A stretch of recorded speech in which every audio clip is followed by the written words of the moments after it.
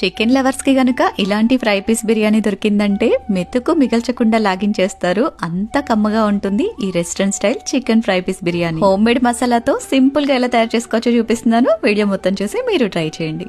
ముందుగా మసాలా కోసం స్టవ్ మీద కడాయి పెట్టేసుకుని ధనియాలు, బిర్యానీ స్పైసెస్, జీడిపప్పు, చిన్న యాలుక్కాయ వేసి మంచిగా వేగిన తర్వాత మెత్తగా గ్రైండ్ చేసి తీసుకోండి.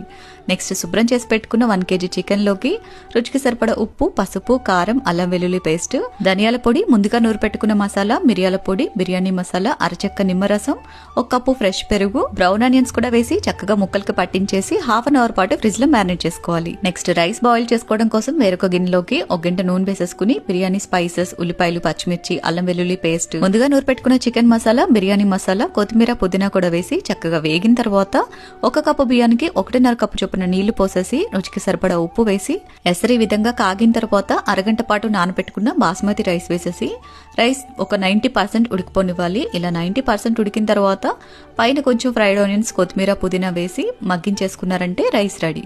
అండ్ చికెన్ కోసం వేరొక కడాయిలో ఆయిల్ వేసేసుకుని మ్యారినేట్ చేసి పెట్టుకున్న చికెన్ 1 కప్పు నీళ్లు పోసేసి చక్కగా కలిపి మూత పెట్టేసి మధ్య మధ్యలో కలుపుకుంటూ చికెన్ ఈ విధంగా ఉడికించుకోవాలి. ముక్కలు 70% ఉడికిపోయి ఈ విధంగా దగ్గర పడ్డ తర్వాత కరివేపాకు, పచ్చిమిర్చి, బ్రౌన్ ఆనియన్స్, ముందుగా నూరు పెట్టుకున్న చికెన్ మసాలా కూడా వేసేసి చక్కగా అంతా కలిపి మూత పెట్టి ఇంకొక 2-3 నిమిషాల పాటు మగ్గించుకోవాలి.